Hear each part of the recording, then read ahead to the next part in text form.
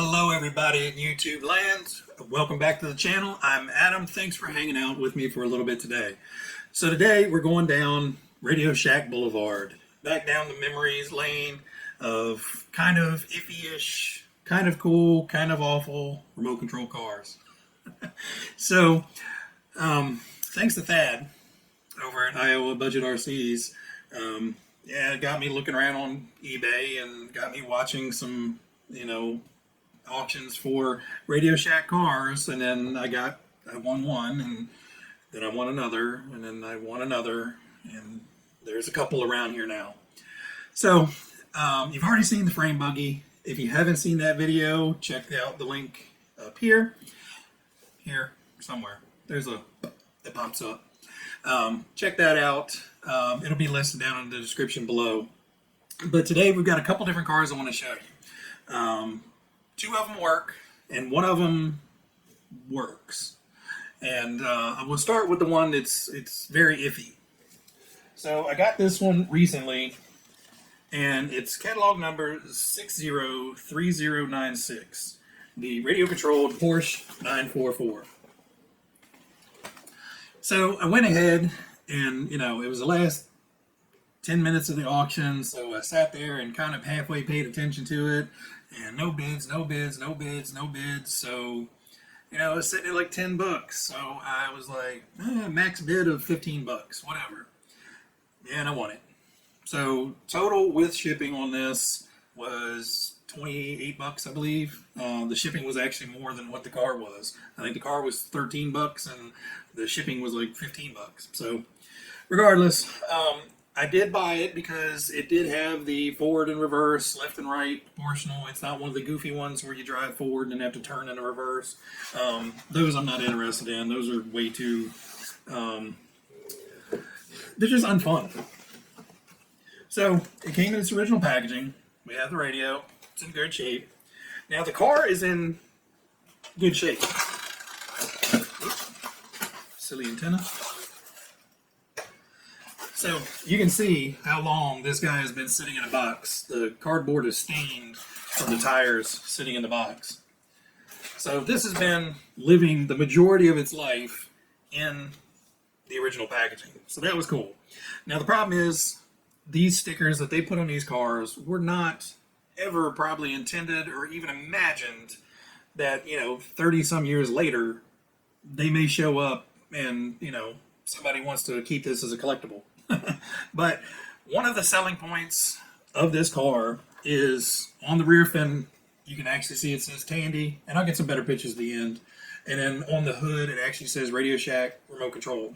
Now, I didn't see too many cars, in this genre that had the name brand on there. Normally they may say RadioShack or something somewhere on them, usually like the labels on the bottom and the back. But to actually have it branded on the car is like livery. It's kind of cool. And sadly, a lot of the stickers are peeling off, and I'm going to try to salvage them. So I'm going to clean the car up first, just in case I loosen up any more of the stickers. And I'm going to try to re-glue down those lifted edges a little bit. Probably use some contact cement or something, and just take a paintbrush and get up in there and try to get them to sit back down. We did put batteries in it. It does work-ish. The steering is unresponsive, and I could probably figure that out. It's probably just the motor needs to be cleaned up or something. It hasn't run much at all. There's some scuffing on the bumper and a little bit of scuffing on these rails, but underneath looks clean. So wherever it did run was on like smooth pavement or smooth concrete, and it just bounced into a few things up here. So I don't think the steering is broken. I just think maybe that motor is just not responding and needs to be fiddled with. But the unfortunate thing is, when I did get it running back and forth, there is a significant clunky click in the rear end. And this is all kind of a, sealed up, boxed up rear end. And I'm not even going to pull it apart. There's no point in it. It's got a bad gear. I can hear it's missing a tooth. So I'm assuming somebody at some point probably gave this to a little kid, and they immediately went across the ground and broke off a tooth of the transmission. So for this one, we're going to clean up the tires, get the white haze off the tires, get the body cleaned up, get all the kind of gunky old stuff off of it and try to get these stickers laid back down. And this one's just going to hang out and look cool in the garage. Like I said, I'm not going to go through and try to figure out how to get into the transmission, replace that gear and all that stuff. You know, I don't really have anywhere to run these or an on-road car like this here. So really not that big of an incentive to fix this one up. But I thought it really looked cool. And, you know, with the RadioShack and especially with the Tandy decal on there, you know, for under 30 bucks, I couldn't really pass it up. So let me stick this guy back in the box and then we'll get to the next ones. All right, so in the frame buggy video, you guys saw this. And then, you know, that happened too. So I originally bought this first one about the same time I bought the frame buggy. And it came in about the same time, and I focused solely on the frame buggy because, you know, that was the one I was the most interested in from seeing Thad's videos and, you know, just seeing how cool of a little buggy it is. And, you know, it had a little bit more need, I guess, to get it cleaned up and fixed up. But for this one, for the first one, I paid a little bit more. The first one costs totally 42 bucks.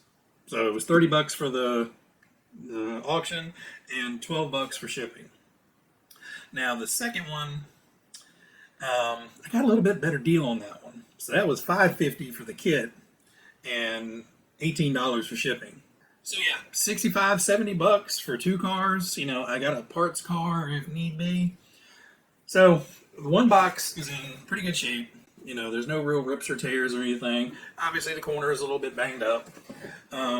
This one has had a little bit rougher life. Corners are starting to wear out and stuff, but no big deal. And the cool thing about this one is the original price on there. So $39.95. So I paid retail price for this one, and I got this one a whole lot cheaper. So what we have is, this is actually the second one I bought. So this one is in really good shape. There's no scratches on the wing decals. There's no real scratches on the body. All the sticker is up here. There's very little teeny tiny indications of rubbing up here. And there's a few teeny tiny scratches on the bottom of the battery tray and the gear case. So I am pretty sure this one barely ever got ran. I think this has only had maybe 1 or 2 sets of batteries through it its entire life. And it's pretty much lived in that box, rolling around wherever, back and forth, and in a closet, and in an attic, wherever. Now, when I got the second one, it did need some help. It didn't have the front shock up here. So I actually replaced this with a aftermarket oil-filled shock.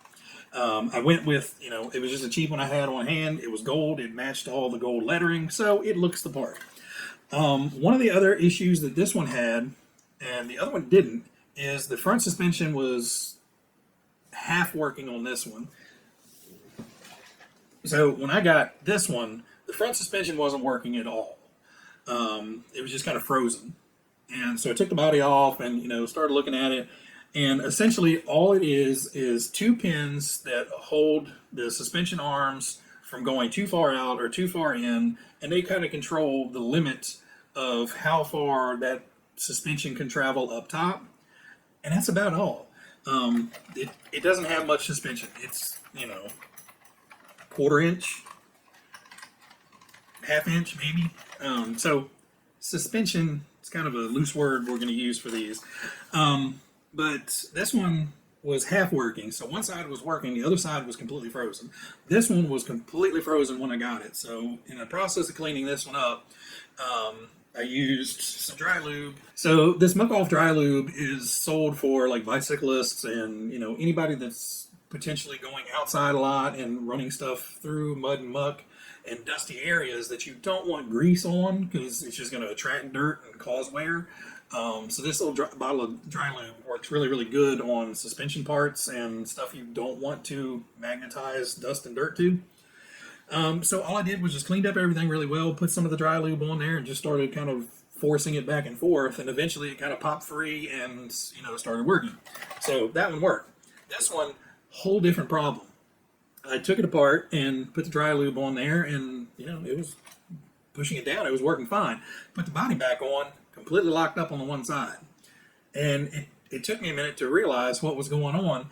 The steel pins that the suspension ride's on, or the capture pins, I guess, one of them was too long. And it was, when the body went on, it was binding the whole thing up and basically fusing it in place so it couldn't move. So I looked at both of them. Both of them look like the same pins. So I'm assuming this one's stock, and it was just made wrong. I cut about, almost a quarter. Well, I cut off about 3/16 of an inch. So 5 millimeters of length off of it. And now it's free moving and works fine. So all in all, this one was running out of the box. Put batteries in it, it runs and runs fine. This one was not running at all, and I couldn't find a reason why.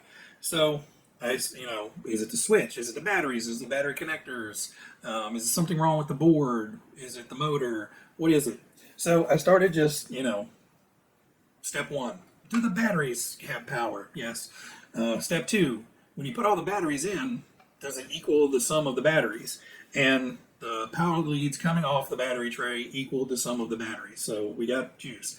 I'm not going to go through all the troubleshooting steps. Eventually, we worked all the way back to the motor, and when you gave the throttle power, the motor wires on the board were sending like 11 volts to the rear end. But nothing was working. So, quick little tug on some motor wires, and found one of the motor wires had snapped free. Easy fix. Not. So the rear end of this is all kind of captured into one piece by these outside wheels. I don't know how to get them off. But there is a tiny screw down here that I thought was holding this motor cover on, which is a very tiny little tight spot, and these wheels don't come off and they have no holes. So I had to make a screwdriver to fit, and I'll put a picture here of the little screwdriver I made that has a nice little 90-degree turn to allow me to get in there. Now, I have a 90-degree turn screwdriver, but it's entirely too big to fit in that space. So we improvised and made one. Pulled the screw out just to find out that that is part of this entire case, and you can't get that off. So what I did is I cut the one fin out of the back of this little motor case, pulled the wire out, cut it, stripped it, tinned it, and then got it all lined up and was holding it with a pair of forceps in place, and then just put the tip of the soldering iron in there just enough to heat it up and get that solder to stick, and now we actually run. So the funny thing about these cars is it has the smallest little pistol grip radio I've ever held, and it's on, off, and literally on, off. It's got the smallest throw for steering and for throttle. But it is nice to tell you forward and reverse on the radio. But anyway, both of them work, and let me turn this guy on. Actually pretty quiet. So that's low gear. Woo, missed it.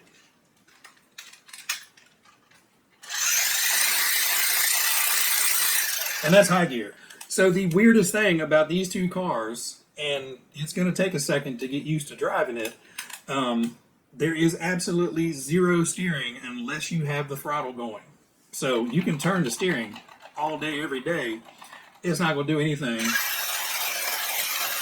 until you turn the gas, until you hit the gas. Now, that's cool. I mean, I don't need it to turn sitting still. But the problem is, when you let off the gas to turn, or, if you just let off the gas at all, your steering goes back straight. So if you're in the middle of a turn and you let off the gas, you're going to go straight into whatever you're trying to avoid. So that's going to take a little bit of getting used to. So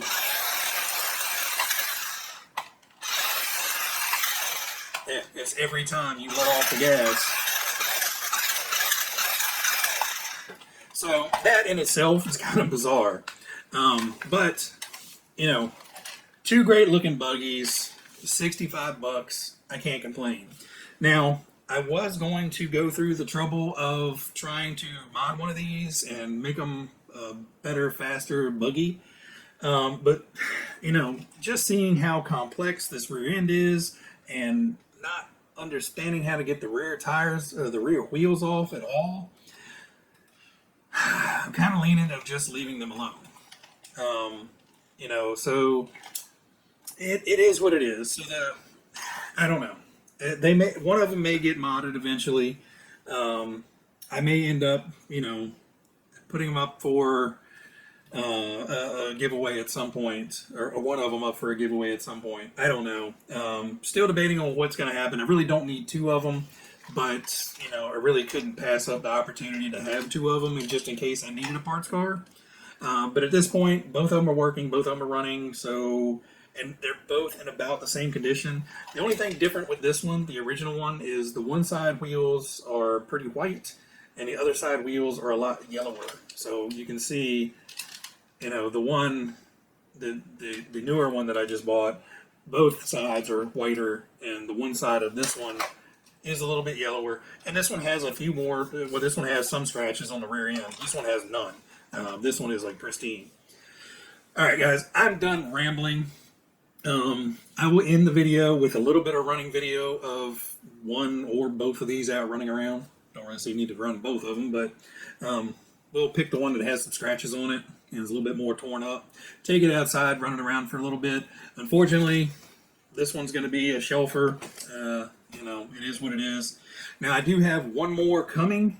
Well, I have one more here. I'm going to do a separate video on that one because that one is mint. So stay tuned. Hit that subscribe button so you don't miss out on cool stuff. Sorry this one was a whole lot of talking, but you know, with 3 cars and 3 different things and repairs, it's a lot to yabber about. So hopefully I didn't bore you guys. Hopefully everybody's still here. Everybody out there, you guys be happy, be healthy, be safe, and I will catch you guys on the next episode. See you guys.